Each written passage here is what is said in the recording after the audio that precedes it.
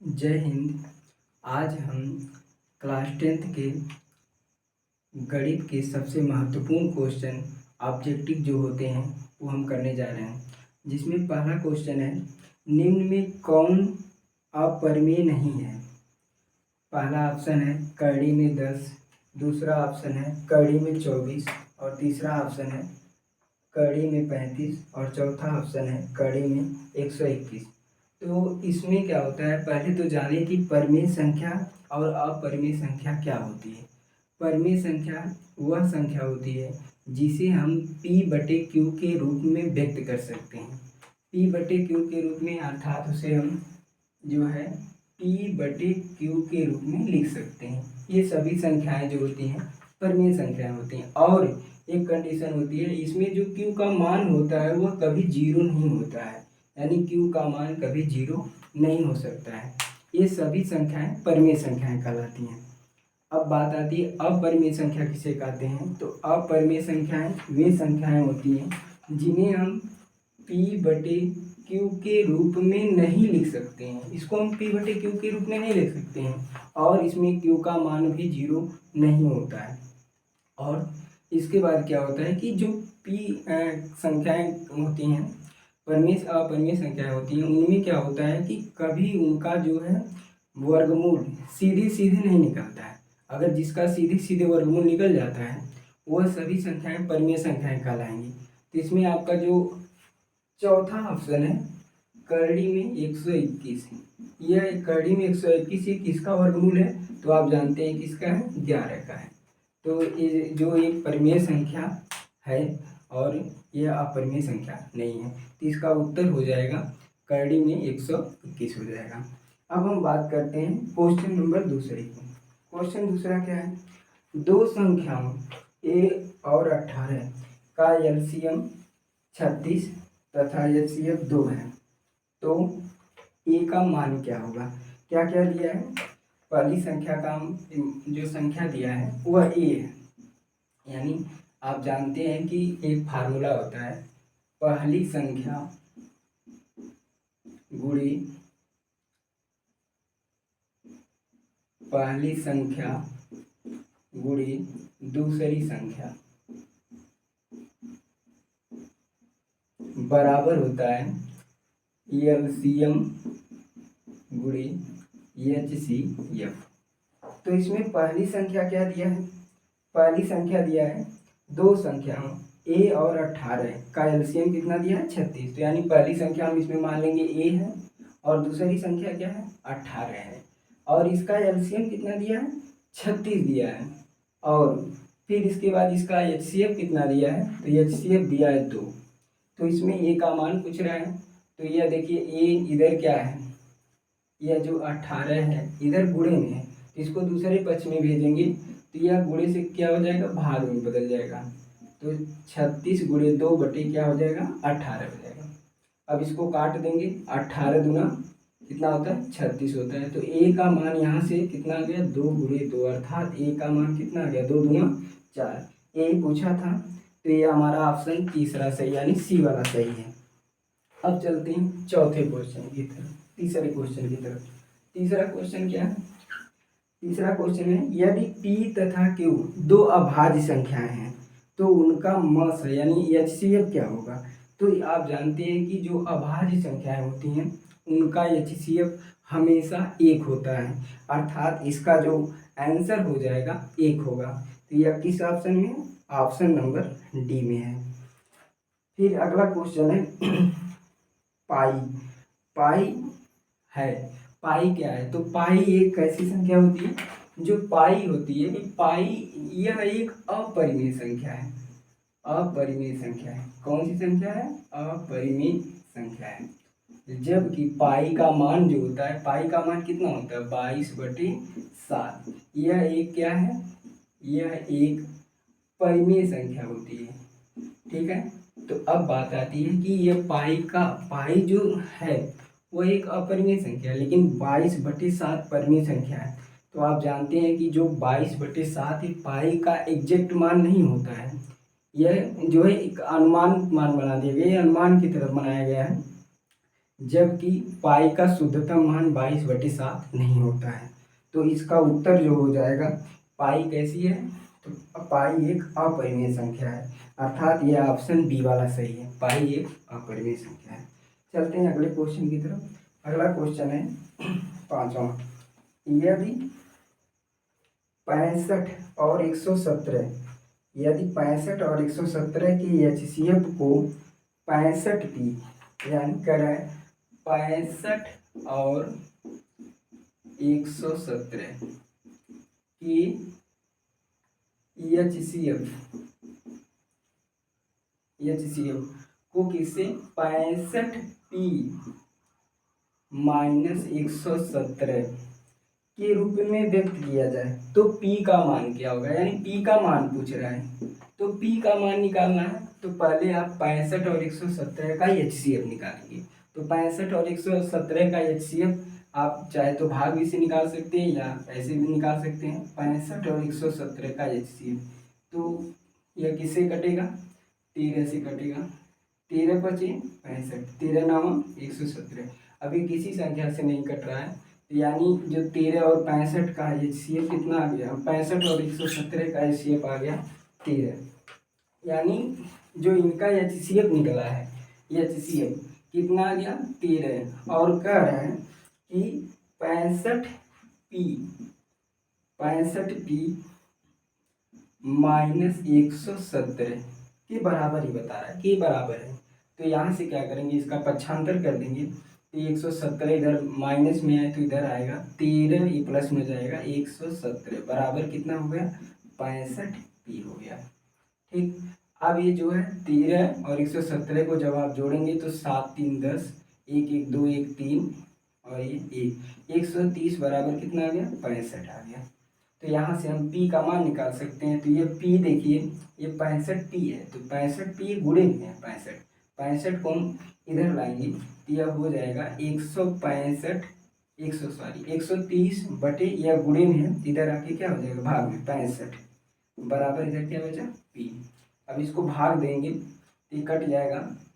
ये देखिए 65 पचे कितना होता है, सॉरी 65, इसको भाग दी काट दीजिए, 13 पचे 65 और 13 दाम 130, कितना बचा 10/5 बराबर कितना हो गया p हो गया। इसको काटेंगे तो 5 दूना 10, अर्थात जो p का मान आया है वो कितना आ गया 2 आ गया, और यही उत्तर है, यानी p का मान कितना आ गया 2। यह ऑप्शन नंबर बी में है। ठीक है, अब चलते हैं अपने अगले क्वेश्चन की तरफ। अगला क्वेश्चन क्या है, अगला क्वेश्चन है कि 2tan डिग्री अपान 1 + tan स्क्वायर 45 डिग्री का मान क्या होगा। तो आप जानते हैं यह त्रिकोणमिति का क्वेश्चन है, और इसमें अगर आपको मान साइन 0 साइन 30 साइन 60 इसी तरह कास 0 कास 30 कास 45 इन सब का अगर आपको मान पता है तो इस क्वेश्चन को हम आसानी से सॉल्व कर सकते हैं। ये देखिए टेन 45 तो आप जानते हैं कि टेन 45 का मान कितना होता है 1 होता है। तो मैं यहाँ पे सीधे मान रखता हूँ 2 टेन 45 की जगह कितना रखेंगे 1 रखेंगे बटे 1 + टेन स्क्वायर 45 तो कोई मान में परिवर्तन नहीं, 1 का स्क्वायर हो जाएगा, और इसका ऊपर गुणा करेंगे 2 1 2, और इधर बचा 1 प्लस 1 का स्क्वायर करेंगे तो 1 ही होगा। तो यह 2 बटे नीचे 2 2 1 1 मिलके कितना हो गया 2 हो गया। इसको डिवाइड कर देंगे तो अर्थात यहाँ पे मान जो आ गया 1 आ गया। तो इसमें जो मान पूछा था वो कितना आ गया 1 आ गया, और ये ऑप्शन नंबर हमारा सी सही है। ठीक है, तो यह क्वेश्चन भी सॉल्व हो गया। चलते हैं अगले क्वेश्चन की तरफ। अगला क्वेश्चन क्या है, अगला क्वेश्चन है 15 cot थीटा 15 cot थीटा बराबर 8। तो साइन थीटा का मान क्या होगा, साइन थीटा का मान, तो साइन थीटा बराबर पूछ रहा है, यानी साइन थीटा का मान क्या है। तो देखिए यह भी क्वेश्चन हमारे ट्रिग्नोमेट्री का ही है, त्रिकोणमिति का है।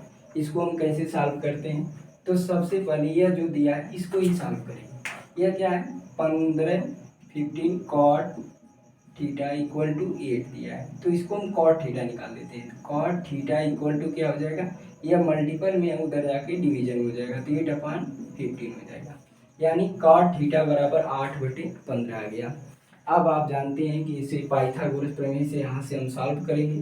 तो सबसे पहले एक त्रिभुज बनाते हैं, और वह त्रिभुज कैसा होना चाहिए, समकोण त्रिभुज होना चाहिए, जिसमें एक कोण 90 डिग्री का हो।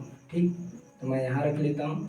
अब इसका नामकरण कर देते हैं ABC। यह त्रिभुज बन गया। और आप जानते हैं कि cot थीटा यानी cot जो होता है ये किसका उल्टा होता है, तो यह tan का होता है। और आप एक रूल पढ़े होंगे जिसे बोलते हैं SCT रूल बोला जाता है। कौन सा रूल, SCT। इसमें क्या होता है, तो आप AL बटे कक्का, लाल बटे कक्का के नाम से जानते हैं, और नीचे CSC।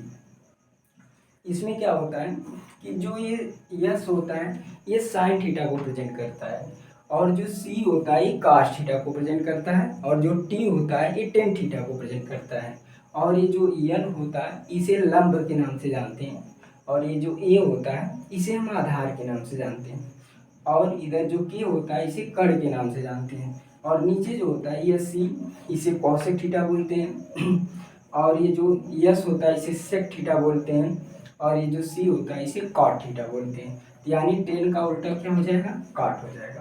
तो ये देखिए टेन का मान होता है लंब बटे आधार। टेन थीटा बराबर क्या होता है, लंब बटे आधार होता है, तो कॉट थीटा बराबर क्या हो जाएगा आधार बटे लंब, यानी कॉट थीटा बराबर होता है आधार बटे लंब हो जाएगा। ठीक, तो कॉट थीटा का मान दिया है, कॉट थीटा का मान कितना है, आधार का मान, आधार 8 हो गया, और लंब कितना हो गया 15 हो गया। ठीक, तो यह निकल गया। अब यहाँ से हम क्या कर सकते हैं, इस AC का यानी कर्ण का मान निकालेंगे, तो साइन थीटा का मान हम आसानी से निकाल सकते हैं, क्योंकि साइन थीटा में क्या होता है, आप यह CT रूल अभी कहा कि यह CT यानी यह लाल बटे कक्का जिसे बोलते हैं, इसको लिख लें कहीं। इसमें लंब बटे कर्ण, यानी लंब तो पता है लेकिन कर्ण का मान नहीं पता है, तो पहले हम पाइथागोरस प्रमेय से कर्ण का मान निकाल लेते हैं। तो कर्ण का मान निकालिए। कर्ण का मान निकालने के लिए क्या होता है, तो लिखते हैं पाइथागोरस प्रमेय क्या कहती है, AC का स्क्वायर बराबर क्या होता है BC का स्क्वायर धन क्या होता है AB का स्क्वायर। ठीक, तो इसमें AC का स्क्वायर हमें नहीं पता, ये पूछा जा रहा है, बराबर BC का स्क्वायर, BC यानी 8 का स्क्वायर हो जाएगा, और इसके बाद ये है AB का स्क्वायर अर्थात 15 का स्क्वायर हो जाएगा। ठीक है, तो इसको अब हम सॉल्व करेंगे। ये देखिए AC का स्क्वायर बराबर होता है 8 का वर्ग जब करेंगे तो कितना हो जाएगा 64, 8 8 64, और 15 का 15 15 200 कितना होता है 15 से 225, 225।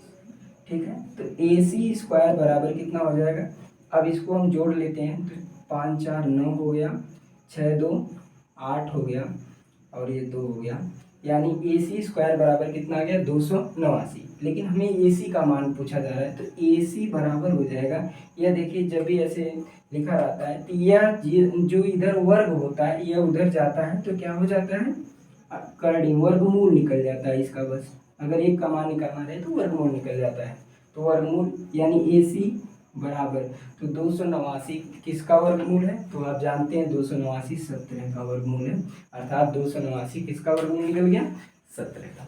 तो यानी जो AC का मान हमें पता चल गया वो कितना है 17। अब यहाँ से पूछा जा रहा है साइन थीटा, तो साइन थीटा का मान निकालिए। तो साइन थीटा बराबर क्या होता है, पहले लिखेंगे, साइन थीटा बराबर होता है, साइन थीटा बराबर क्या होता है लंब बटे कर्ण होता है, क्या होता है लंब बटे कर्ण। तो लंब कितना दिया है 15 हो गया, और कर्ण कितना हो गया 17 हो गया, और यही हमसे पूछा था, तो इसका मान जो है 15 बटे आ गया 17, अर्थात इसका ऑप्शन नंबर है D। तो इस क्वेश्चन का जो उत्तर है वो ऑप्शन D है। ठीक, चलते हैं अगले क्वेश्चन की तरफ। अगला क्वेश्चन क्या है?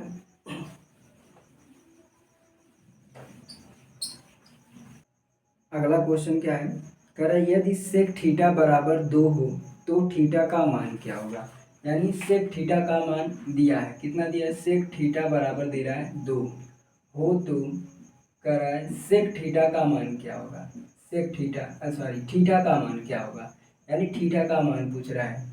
थीटा बराबर, तो यहाँ पे देखिए इसको सॉल्व करेंगे तो सेक थीटा बराबर इधर जो 2 होता है यह सेक 60 डिग्री का मान होता है। सेक 60 डिग्री का मान 2 होता है। अब यहाँ से क्या होगा, सेक से सेक कट जाएगा तो यहाँ कितना बचा? थीटा, और यहाँ क्या बचा? 60 डिग्री, अर्थात जो थीटा का मान होगा वो 60 डिग्री होगा। ये ऑप्शन हमारा दूसरा सही है। ठीक, चलते हैं अगले क्वेश्चन की तरफ। अगला क्वेश्चन क्या है?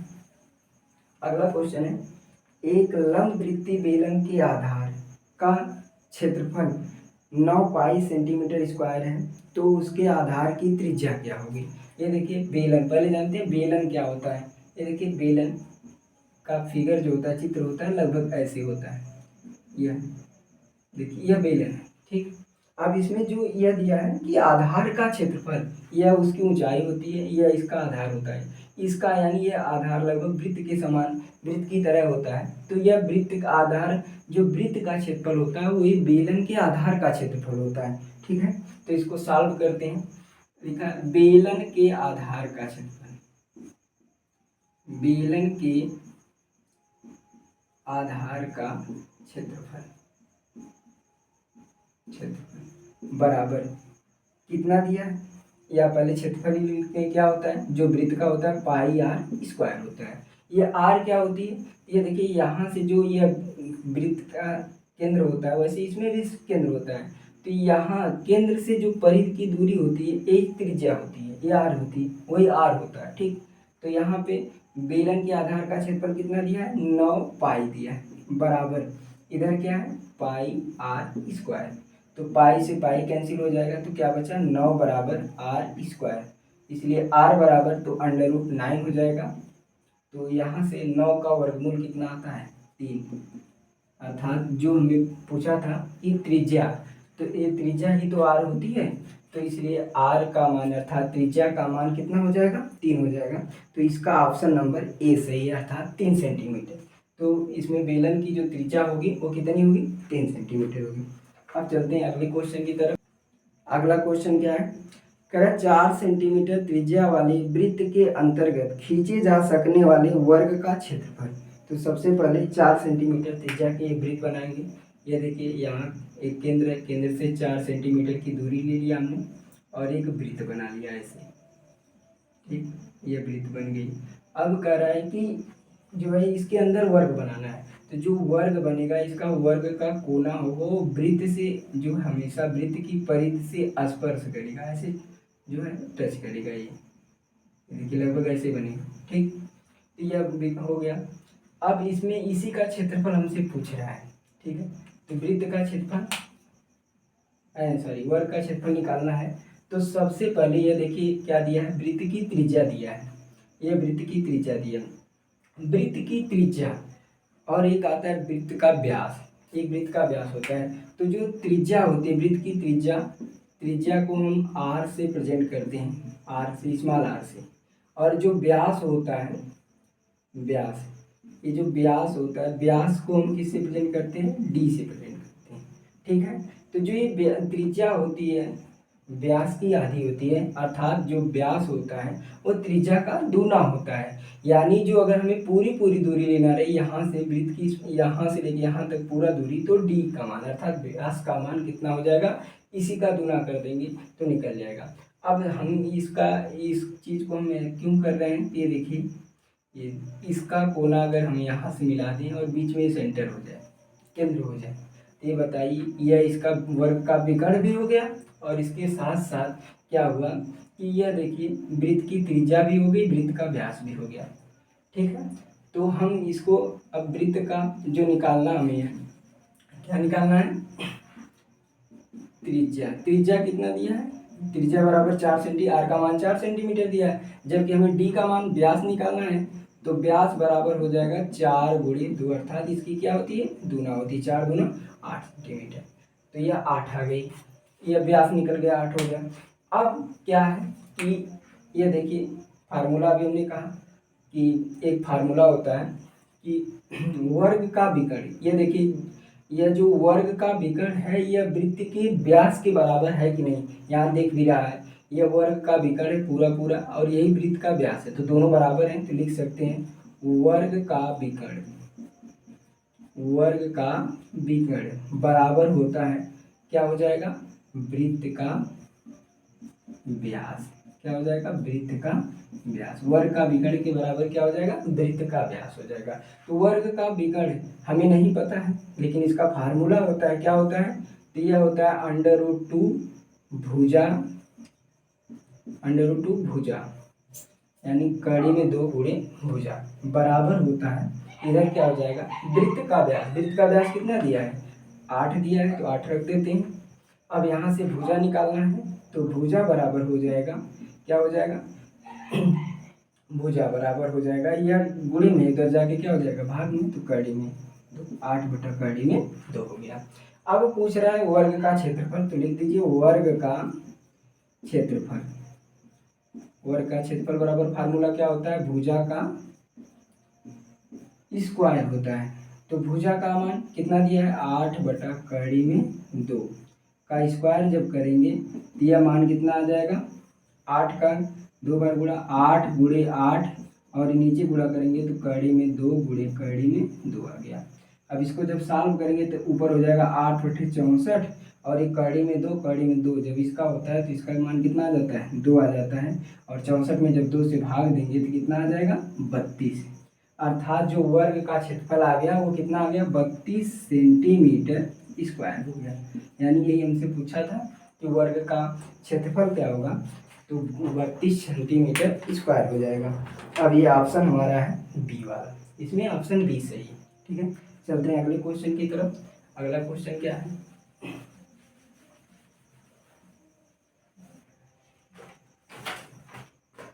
अगला क्वेश्चन दे रहा है कि 3 4 3 कामा 4 कामा 7 कामा 2 कामा 7 6 और 7 और 9 का बहुलक होगा। तो पहले मान लिखिए, ये देखिए 3 4 7 2 7 6 7 और 9 का बहुलक। बहुलक का मतलब क्या होता है कि जो भी दिया है, ऐसी श्रृंखला दी है, इसमें सबसे ज़्यादा कौन सी संख्या है, कौन सा नंबर सबसे ज़्यादा है, तो इसमें सबसे ज़्यादा जो होगा वही बहुलक होगा। किसकी बहुलकता ज़्यादा है वही बहुलक हो जाएगा। इसमें सबसे ज़्यादा बहुलक किसका है, सबसे ज़्यादा बहुलकता किसकी है, तो देखिए 3 कितनी बार आया है, एक ही है, तो ये कम है। 4 कितनी बार आया है, एक ही बार आया है। 7 यहाँ पे है, यहाँ पे, यहाँ पे 3 बार आया है, यानी 7 जो है 3 बार आया है। 7 कितनी बार आया है, 3 बार आया है। ठीक है, 3 बार। और इसके बाद फिर देखिए 2 कितनी बार है, नहीं, एक ही बार आया है। 7 तो लिख ही लिए, 6 भी एक ही बार है, और 9 भी एक ही बार है। तो सबसे ज़्यादा किसकी बहुलता है, 7 की है, अर्थात इसका उत्तर कितना हो जाएगा, 7 हो जाएगा। तो ऑप्शन नंबर कौन सा था, सी वाला, यानी इसका ऑप्शन कौन सा हो जाएगा, सी हो जाएगा। जब भी बहुलक के क्वेश्चन अगर ऐसे आते हैं तो आप उसमें सीधे सीधे क्या करिएगा कि जो इसकी संख्या ज़्यादा हो वही बहुलक हो जाएगा। ठीक है, चलते हैं अगले क्वेश्चन की तरफ। अगला क्वेश्चन क्या है, अगला क्वेश्चन दिया आंकड़ों 13 15 16 17 19 और 20 की माध्यिका क्या होगी। माध्यिका क्या होगी, माध्यिका पूछा है, तो माध्यिका बराबर, पहले तो माध्यिका निकालने के लिए सबसे पहले जो ये श्रृंखला दी गई है, जो भी ये संख्या दी गई, इसको सबसे पहले आप या तो अवरोही क्रम में कर लें या फिर आरोही क्रम में कर लें, या तो घटते हुए क्रम में करें या फिर बढ़ते हुए क्रम में करें। तो सबसे पहले हम बढ़ते हुए क्रम में इसको देखें है कि नहीं, अगर नहीं है तो इसको करेंगे। ये देखिए 13 के बाद 15 के बाद 16 के बाद 17 के बाद 19 और 19 के बाद 20, यानी ये क्रम से है। अगर क्रम से नहीं होगा तो इसे क्रम से करेंगे। ठीक है, ये क्रम से है तो इसलिए हमें क्रम से इसे नहीं करना पड़ेगा। अब इसके बाद माध्यिका निकालने के लिए इसका फार्मूला होता है। क्या फार्मूला होता है? तो ये माध्यिका बराबर फार्मूला होता है, माध्यिका बराबर होता है 1/2, फिर इसके बाद n/2 में पद का मान, फिर इसके बाद प्लस कोष्टक में n/2 प्लस 1 पद का मान। ठीक, यही होता है माध्यिका का फार्मूला। बस अब इसमें क्या होता है, ये n जो होता है पदों की संख्या होती है, टोटल पद। सॉरी, एक चीज़ हम बताना भूल गए, यहाँ पे देखा जाता है कि यह जो संख्या है, यह जो है इसको काउंटिंग करेंगे 1 2 3 4 5 6। अगर ये संख्या सम आती है तो सम के लिए फार्मूला यही, माध्यिका निकालने के लिए यही वाला फार्मूला है। ठीक है, तो ये सम आई है संख्या, तो सम के लिए फार्मूला क्या है, 1/2, फिर इसके बाद ब्रैकेट्स में n/2 में पद का मान प्लस n/2 प्लस 1 पद का मान होता है। ठीक है, अब इसमें क्या होता है कि इसको सॉल्व करते हैं। ये देखिए 1/2 n का मान, n अभी हमने कहा ये पदों की संख्या जो होती है, पदों की संख्या कितनी है, 6 है, इसको मैं लिखूँ 6/2 वे पद का मान प्लस, फिर इसके बाद वही 6/n का मान 6 ही होता है यहाँ पे, तो 6/2 प्लस 1 पद का मान। ठीक हो गया।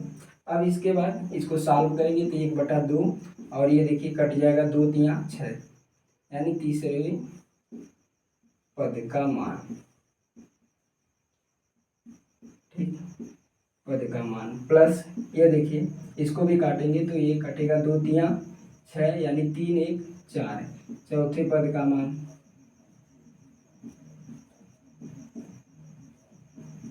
ठीक, ये चौथे पद का मान। बस अभी इस पे रख दीजिए। ये देखिए 1/2, तीसरा पद कौन सा है, तीसरा पद 1 2 3, यानी तीसरा पद कौन सा है 16, प्लस फिर चौथा में पद कौन सा चौथा पद है, 1 2 3 4, कौन सा 17 हो गया।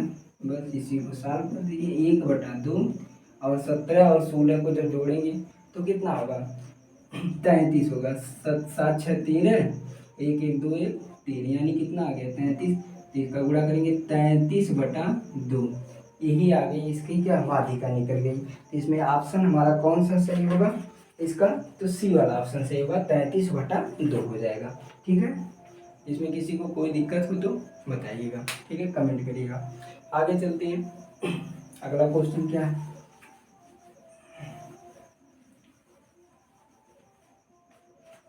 अगला क्वेश्चन है, यदि त्रिभुज ABC तथा त्रिभुज XYZ दो समरूप त्रिभुज हैं तथा कोण A बराबर 75 डिग्री और कोण Y बराबर 57 डिग्री हो तो कोण C का मान क्या होगा, ये पूछा जा रहा है। तो देखिए समरूप त्रिभुज, दो पहले तो दो त्रिभुज बनाएंगे, दो त्रिभुज जैसे एक का मान ABC और दूसरे का मान क्या है, दूसरा त्रिभुज जो बनाएंगे इसी के समरूप होगा, इसका मान XYZ रख लेते हैं। ठीक, अब इसमें कह रहा है कि A का मान दिया है 75 डिग्री, यानी इसका मान कितना दे दिया है 75 डिग्री दिया है। इसके बाद फिर क्या है, Y का मान दिया है, Y का मान कितना दिया है 57 डिग्री दे दिया है। अब इसमें पूछ रहा है कि कोण C का मान क्या होगा, कोण C का मान क्या होगा, ये पूछ रहा है। तो देखिए समरूप त्रिभुज जो होते हैं, दो अगर समरूप त्रिभुज हैं तो उसमें क्या होता है कि इनके जो संगत कोण होते हैं, इसको लिख लीजिएगा कि समरूप त्रिभुज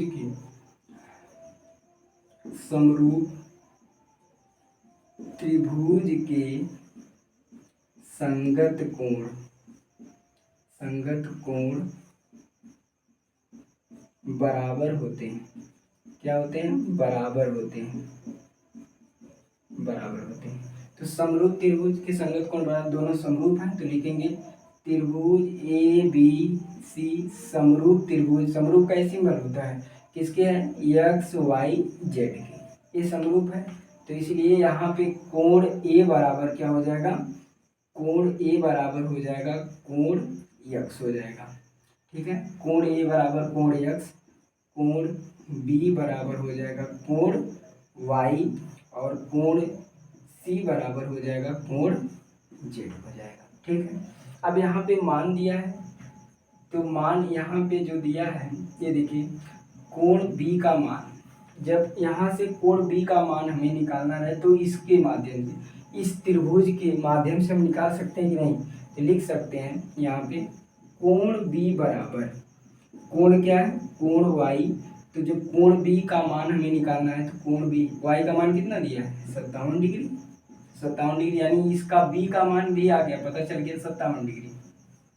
ठीक है, अब देखिए अब जब बी का मान 57 डिग्री पता चल गया तो सी का मान निकालना है, तो सी का मान अब लिखेंगे त्रिभुज कौन सा है, ए बी सी में ऐसे लिखिएगा, त्रिभुज ए बी सी में, तो लिखते हैं कोण ए प्लस कोण बी प्लस कोण सी, कोण सी बराबर हो जाएगा 180 अंश।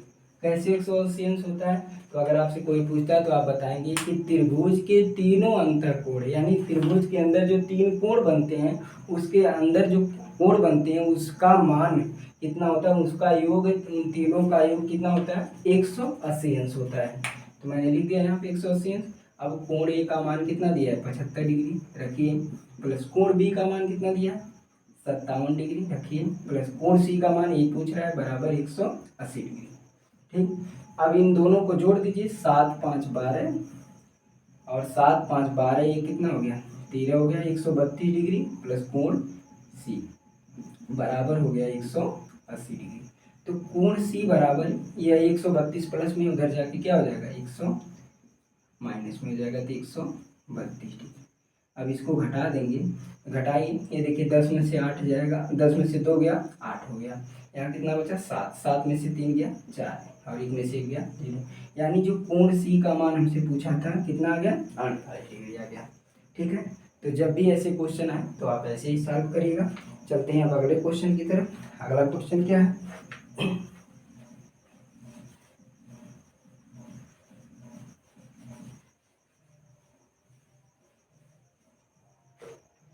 अगला क्वेश्चन देखिए, अगला क्वेश्चन है 148 बटे 185 का सरलतम रूप। सबसे आसान क्वेश्चन, ये भी हमारे एग्जाम में अगले साल 2024 में पूछा गया था। 148 बटे 185 का सरलतम रूप है। ये देखिए कि यह क्या होता है कि आसान तो होता है क्वेश्चन, लेकिन इसमें हमारे जो एग्जाम टाइम ये जल्दी क्लिक नहीं कर पाता है कि इसमें जो है कि यह किस संख्या से कटेगा। ठीक है, ये देखिए इसको मैं काट रहा हूँ, ये देखिए इसको मैं लिख सकता हूँ 37 गुणे 4, 37 चौक को कितना होता है 148, और अब मैं इसको लिख सकता हूँ 37 गुणे 5, 37 पचे कितना होता है, 37 पचे 5 7 35 के 5 5 3 15 3 18, 185 हो गया। अब ये देखिए, और 7 चौक 28 के 8, 7 3 के 4 7 28 के 8, 6 3 12 और 12 2 14 हो गया। ये देखिए कट रहा है। अब जो 37 यहाँ ऊपर नीचे दोनों जगह है तो कट जाएगा, तो यानी यह जो है कितना मान इसका आ गया, 4/5 आ गया। तो यह सबसे सरलतम रूप इसका क्या होगा, 4/5। ये ऑप्शन नंबर कौन सा है, ए वाला। इसमें इस क्वेश्चन में ऑप्शन ए सही है, अर्थात 4/5 सही। अब चलते हैं अगला क्वेश्चन, अगले क्वेश्चन की तरफ। अगला क्वेश्चन क्या है, अगला क्वेश्चन कह रहा है कि बिंदु यम, बिंदु दिया है, कोई बिंदु है, ये देखिए यम कितना दिया है, -3,4 दिया है। ठीक है, कि मूल बिंदु से दूरी, मूल बिंदु से जब भी कोई शुरुआत होती है तो मूल बिंदु कहाँ होता है, आप चतुर्थांश जब पढ़े होंगे तो यहाँ मूल बिंदु यहाँ से शुरू होता है, तो मूल बिंदु से दूरी पूछ रहा है, ये पूछ रहा है, तो मूल बिंदु से दूरी, तो इसमें क्या होगा, मूल बिंदु हम मान लेंगे, एक ये मान लिया, एक बिंदु दिया है यम दिया है, और एक अपने से मान लेते हैं, मान लीजिए कोई पी बिंदु है, कोई बिंदु मानिए पी बिंदु, ये मूल बिंदु का मान ही मान रहे हैं। ठीक है, मूल बिंदु पी का मान ये कैसे, तो यहाँ पे जब भी कोई मूल बिंदु से शुरू होती है तो उसका मान जो होता है 0 0 हो जाता है। कितना हो जाता है? 0 0 हो जाता है। अब इसमें पूछ रहा है कि दूरी दूरी निकालना है। इसको देखिए, इसको क्या मानते हैं? x1 और इसे क्या मानते हैं? y1। इसे क्या मानते हैं? x2 और इसे क्या मानते हैं? y2। ठीक है। अब तो दूरी का फार्मूला, डिस्टेंस यानी मूलबिंदु की दूरी का फार्मूला क्या होता है? तो दूरी का फार्मूला होता है √x2 माइनस x1 का whole square, x2 minus x1 का होल स्क्वायर प्लस क्या होता है? y2 माइनस y1 का होल स्क्वायर। ठीक, ये दूरी का फार्मूला होता है। बस इसी पे रख देना है, रख दीजिए। तो x2 की जगह कितना रखेंगे? 0 माइनस x1 की जगह ये देखिए -3, ये बड़ा कोष्टक में लगाइए इसको, -3 का वर्ग। ठीक, प्लस इसके बाद अगला क्वेश्चन y2 का मान कितना है? 0 माइनस y1 का मान 4 का वर्ग। अब इसको सॉल्व कर दीजिए। ये देखिए, ये 0 में -3 क्या हो जाएगा? प्लस हो जाएगा। ठीक है, तो प्लस यानी 3 का वर्ग प्लस ये 4, ये भी जब पूरा करेंगे तो 4 चौक को 16, ये भी प्लस हो जाएगा। ऐसे रहने देते हैं 4 का ये देखिए, इसको ऐसे लिख देते हैं, माइनस माइनस का गुणा प्लस हो गया, 3 का वर्ग हो गया और इधर ये -4 का वर्ग हो गया। ठीक, तो ये इसको सॉल्व करिए, 3 3 का 9 प्लस और ये जो है 4 चौक को प्लस 16 हो जाएगा।